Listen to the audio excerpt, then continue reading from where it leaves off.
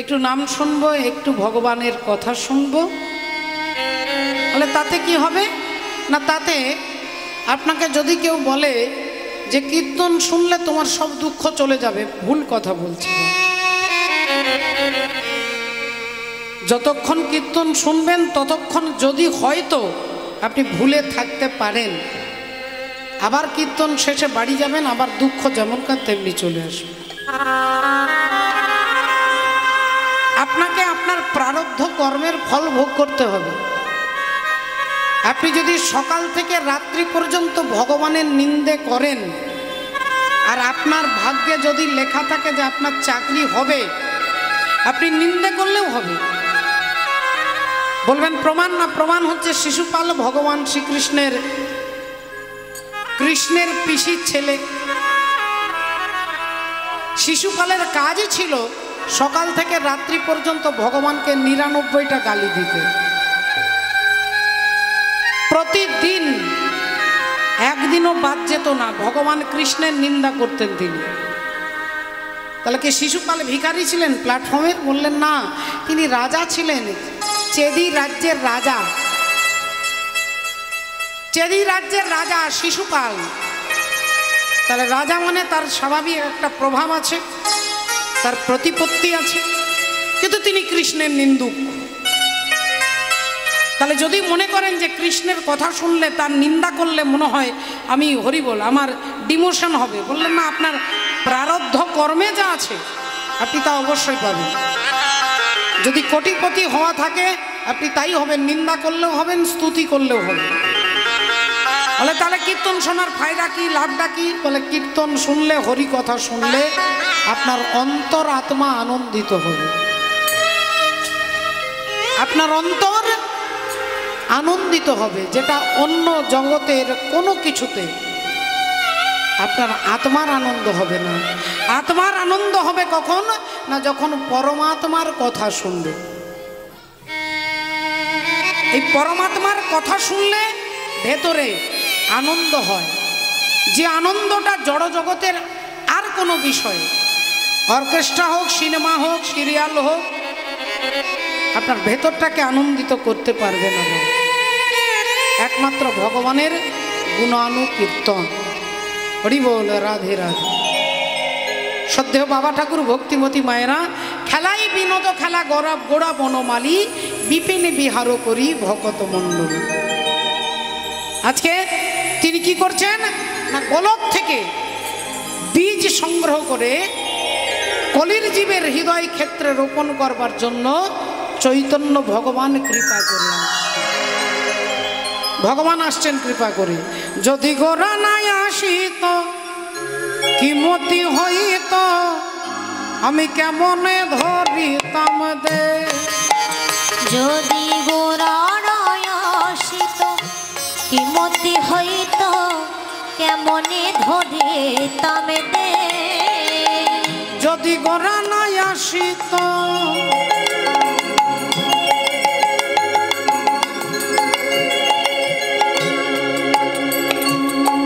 কি মতি হইত, আমি কেমনে ধরিতাম দে। যদি গোরা নাই আসিত,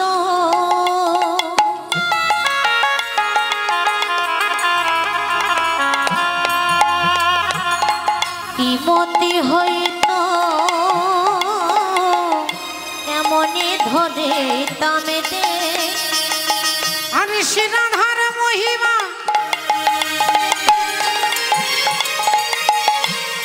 আই গো তোরা দেখে যা,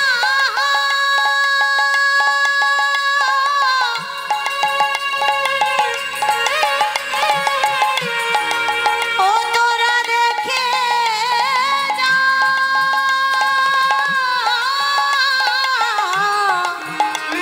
আমার গৌরী যদি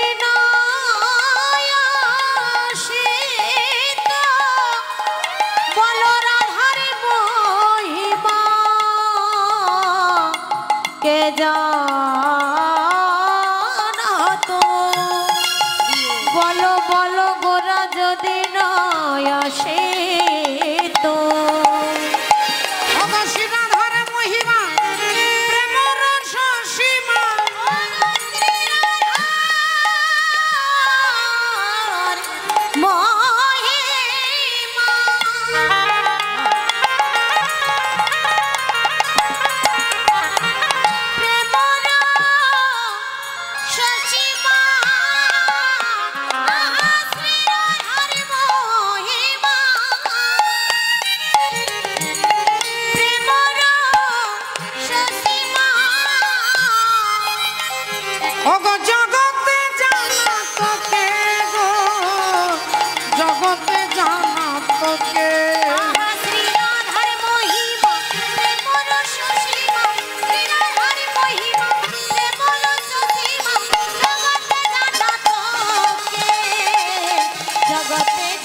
জানাতো কে?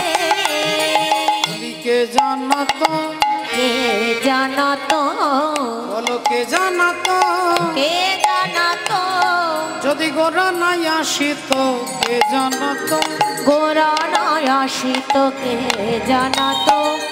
ও যে গোপন প্রেম গোপনে রইত, গোরা নয় আসিত কে জানাতো?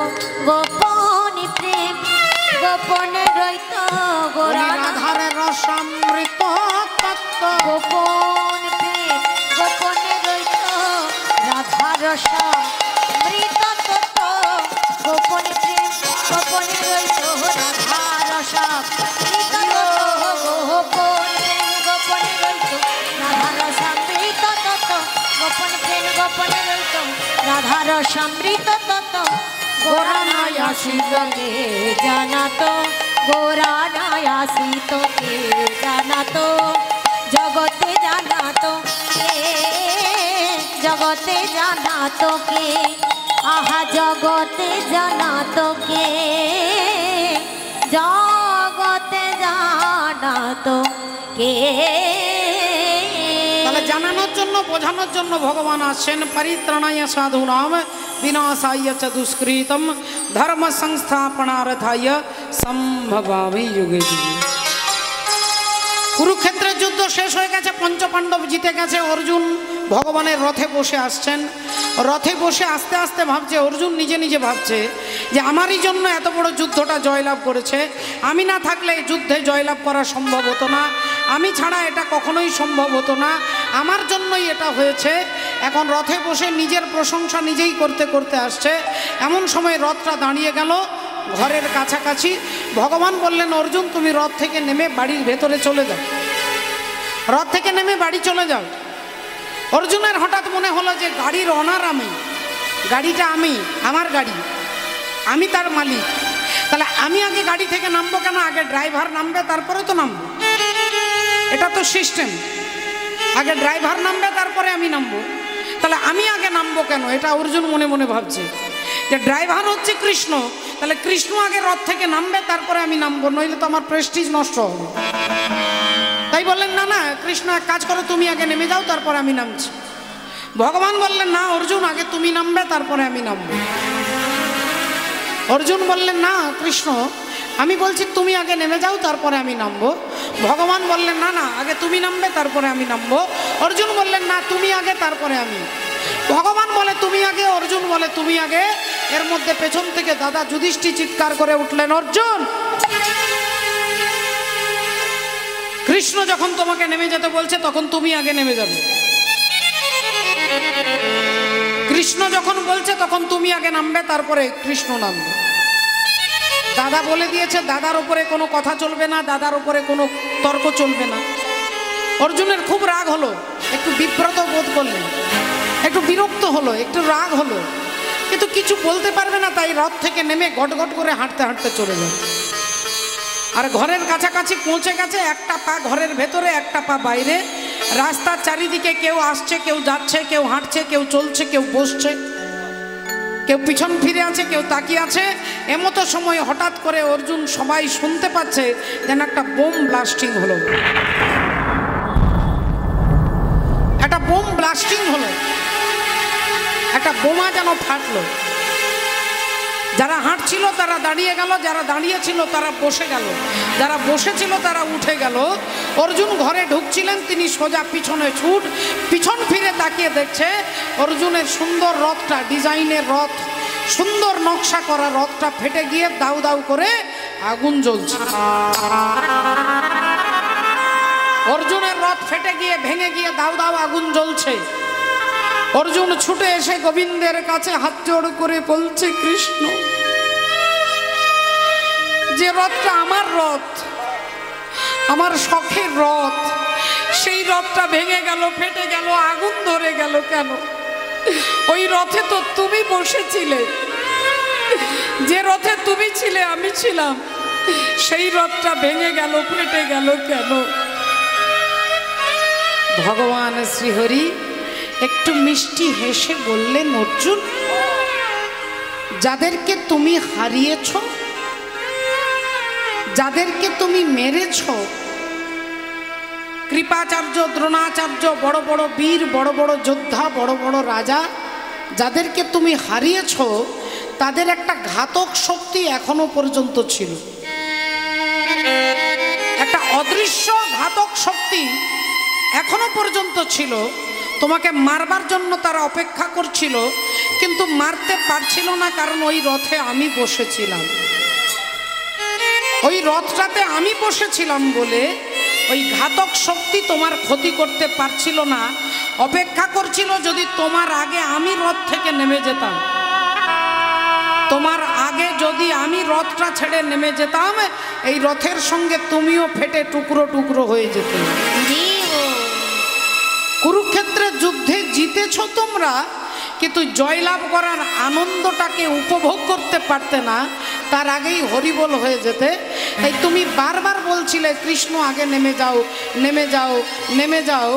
তোমার কথা সত্ত্বেও আমি নামতে পারছি না, কারণ আমি প্রতিজ্ঞা করেছি ওই কুরুক্ষেত্রের মাঠে দাঁড়িয়ে তোমার কাছেই বলেছি, ক্ষিপ্রাং ভবতি ধর্মাত্মা সসচ্ছন্তি নিগঞ্ছতি কন্তেয় প্রতিজানহি নমে ভক্ত প্রণশ্যতি। আমার ভক্তের বিনাশ হতে আমি দিই না। তাই তুমি বারবার বলার পরেও তোমার রথ থেকে আমি নামতে পারছি না, কারণ আমি নেমে গেলেই তোমার জীবনে চরম দুর্গতি হবে। তাই তোমাকে আগে নামিয়েছি, তারপরে আমি নেমেছি।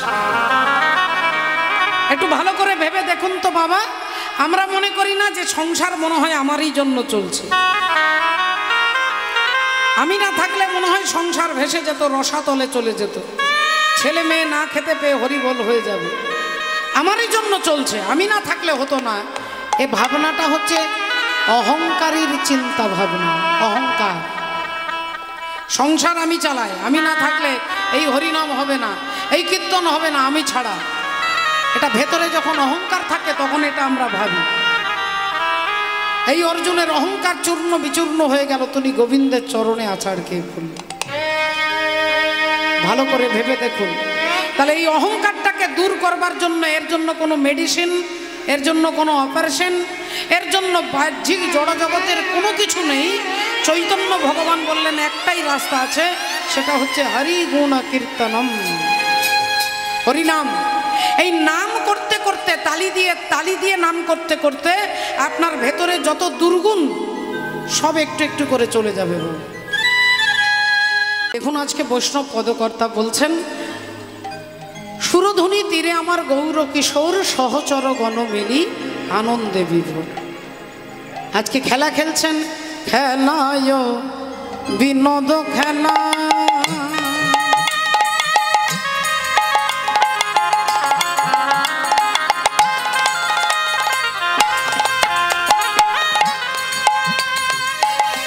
খেলায় বিনোদ খেলা, আমার গোরা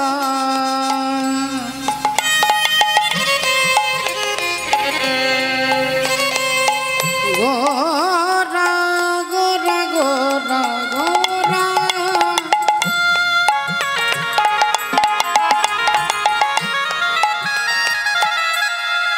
আমার গোরা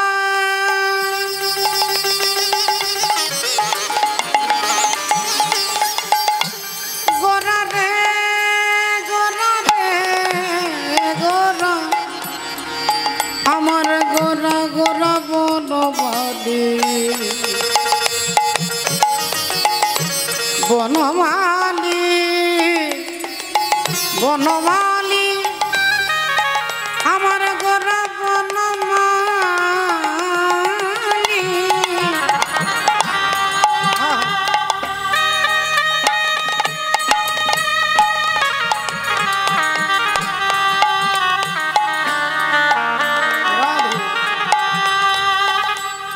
খেলায় বিনোদ খেলা, আমার গোরা বনমালী, আমার খেলায় বিনোদ খেলা খেলা, আমার গোরা বনমালী। আরে বিপিন বিহারী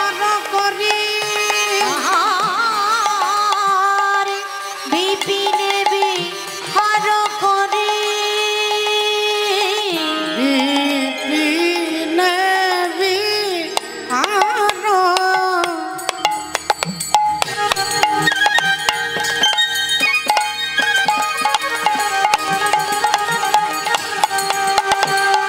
ভগ বিপিনে বিহার করে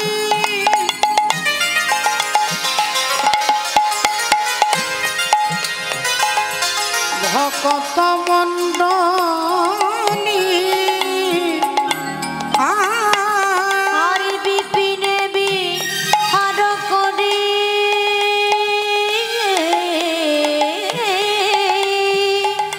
বিপিনে বিহার করে গোরা বনমালী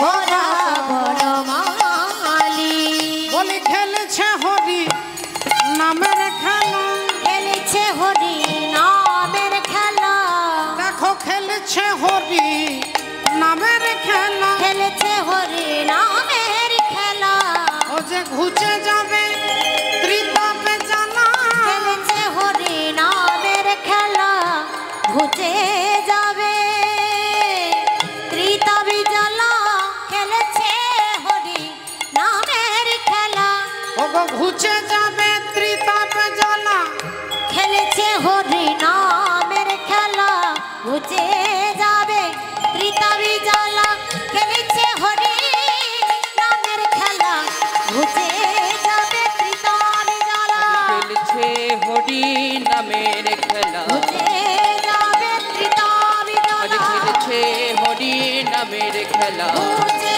যাবে ত্রিতাব জ্বালা খেলছে হরি নামের খেলা আহা ঘুচে যাবে ত্রিতাবি জ্বালা খেলছে হরি নামের খেলা ঘুচে যাবে ত্রিতাবি জ্বালা খেলছে হরি নামের খেলা পুলিন বিহার করে ভকত মণ্ডলী পুলিন বিহার করে ভকত মণ্ডলী মাননীয় ভক্তমণ্ডলী ভক্তিমতী মায়েরা আজকে ভগবান হরি নামের খেলা খেলছেন আর যে খেলাতে আপনারা জানেন যে কেউ হারবে না যেখানে কারোর পরাজয় নয় তো যেখানে পরাজয় নেই সেখানে দুঃখও নেই হেরে গেলে দুঃখ হবে কিন্তু যে খেলাতে কোনো হার হয় না তাহলে সেখানে তো দুঃখের কোনো কারণ নেই ব্যথার কোনো জায়গা নেই আর সেই খেলাটাই হচ্ছে আজকের এই হরিনাম এই হরিনামের দ্বারা ইহা হইতে সর্বসিদ্ধি হইবে সবার সর্বক্ষণ বল ইথে বিধি নাহি এটাই বলবার জন্য চৈতন্য ভগবান এলেন হাসি মাখা বদনে আর ছল ছল নয়নে ও গো আনন্দ কাননে মন ভ্রময় নিবার একবার হরি বল মনে রে আমার হরি বল একবারে হরি বলো মনে রে আমার একবার হরি বলো মনে রে আমার একবার হরি বলো মনে রে আমার হাসি মাখা বদনে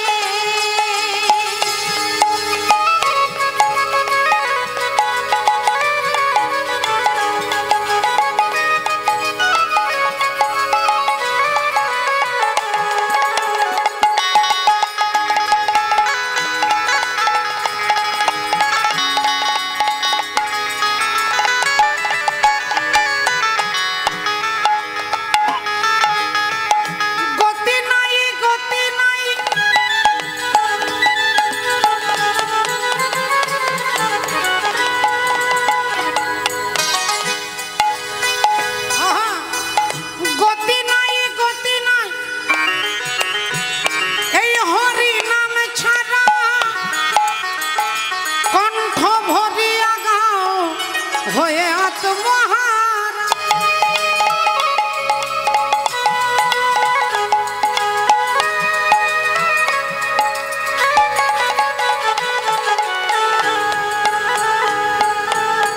গতি নাই গতি নাই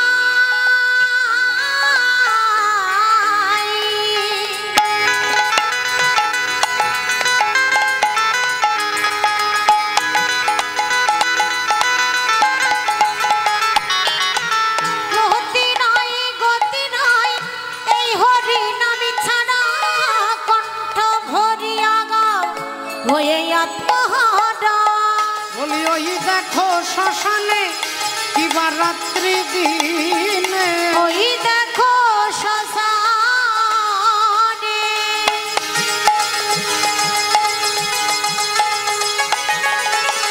ওই দেখো শ্মশানে কিবা রাত্রি দিনে ওগো পুড়িতেছে মানুষের কত অহংকার হরি বলো মনে রে আমার একবার হরি বলো মনে রে আমার একবার হরি বলো মনে রে আমার একবার হরি বলো মনে রে আমার একবার হরি বলো ও মনে রে আমার তাই হরি নামের খেলা খেলে ভগবান গৌর সুন্দর কি হচ্ছে বেলি অবসান কালে গৃহেতে চলিলা ওগো জননী চরণে আসি প্রণাম করিলা প্রণাম করিলাম মা শচী ঠাকুরানীকে প্রণাম করেছে ধুলাই ধূসর অঙ্গ গদ গদ ভাস গদ গদ আরে রাধা মোহন তছু পদযুগে পদ যুগে আজি রাধা মোহনে কিছু পদ যুগে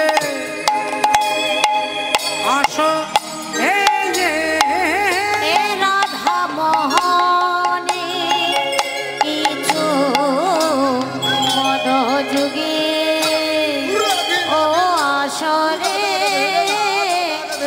রাধা পদ যুগে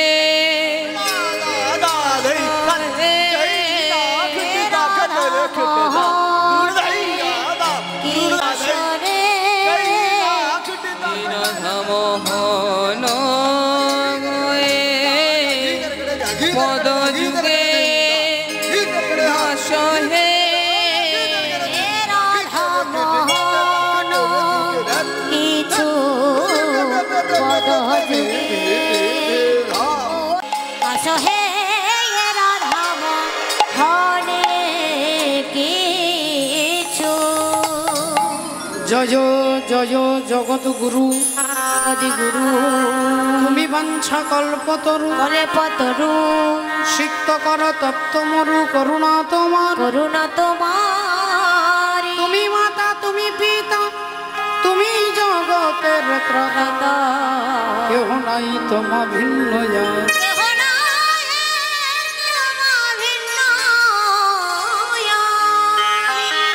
সকলে চরণে ধন্যবাদ প্রণাম জানিয়ে আজকে আমরা জানবো আমরা সাধন করব গুরুচরণ আশ্রয় করে ভক্ত চরণ আশ্রয় করে যে উত্তর গোষ্ঠ লীলার মুখ্য উদ্দেশ্য এবং তাৎপর্য কি এ কথা জানতে গেলে আমরা সরাসরি আজকে মধুময় শ্রী বৃন্দাবনে আমরা যাব বৃন্দাবনে প্রবেশ করব সুন্দর ভজনের মধ্য দিয়ে আমরা একবার সবাই মিলে বলবো বলো রাধা রানী কি জয় বলো ভগবান কৃষ্ণচন্দ্র কি জয় অনন্ত কোটি ভক্ত বৃন্দ কি জয় নিতাই গৌর সীতানাথ প্রেমানন্দে হরি হরি বল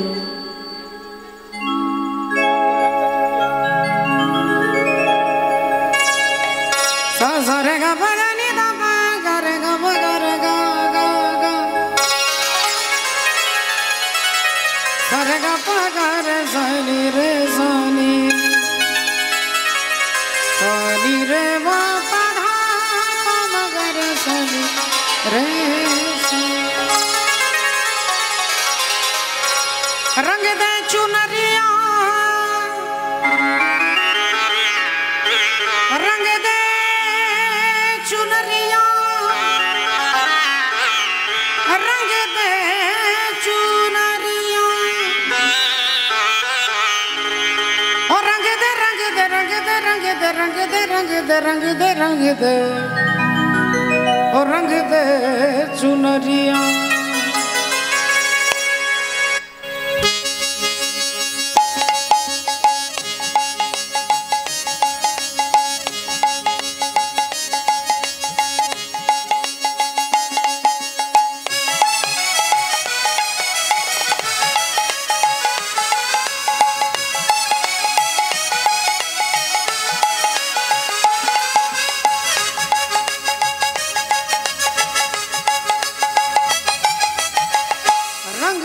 चुनरिया और रंग दे चुनरिया और रंग दे चुनरिया रंग दे चुनरिया और शाम पिया मोरी रंग दे चुनरिया और रंग दे चुनरिया रंग दे चुनरिया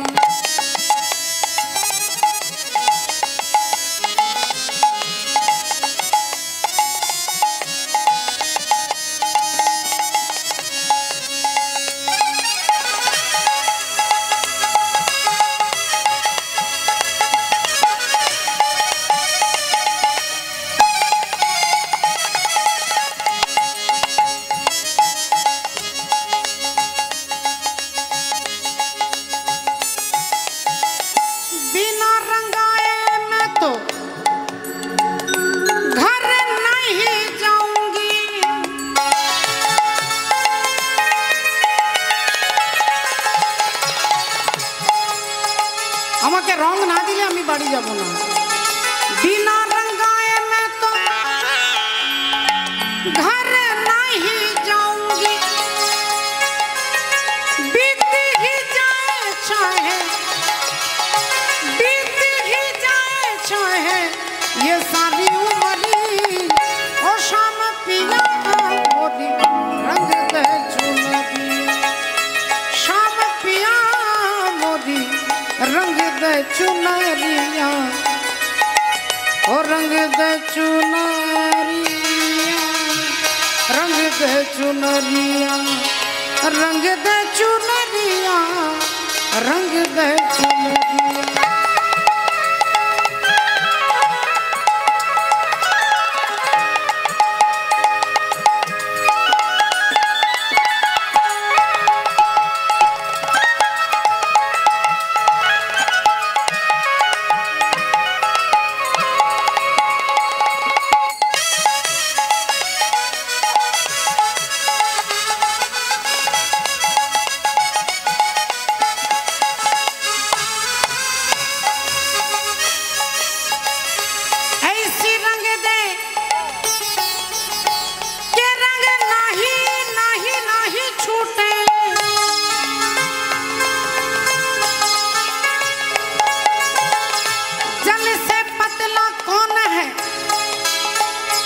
जल से पतला कौन है कौन भूमि से भारी कौन अगन से तेज है कौन काजल से कारी जलेर থেকে পাতলা কি আগুনের থেকে ভারী কি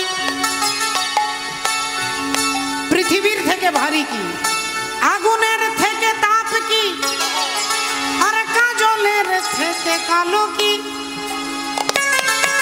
উত্তর দিচ্ছেন জল সে পতলা पतला पतला पतला पतला पतला पतला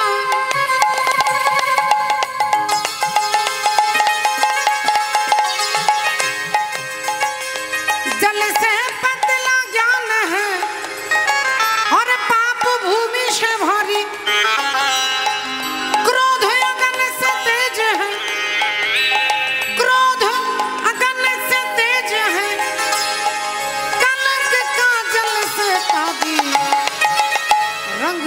चुनरिया और रंग दे चुनरिया और रंग दे चुनरिया ओ रंग दे चुनरिया रंग दे चुनरिया रंग दे चुनरिया रंग दे चुनरिया रंग दे चुनरिया। श्री गुरु निताई गौर सीतानाथ प्रेमानंदे हरि हरि बोल।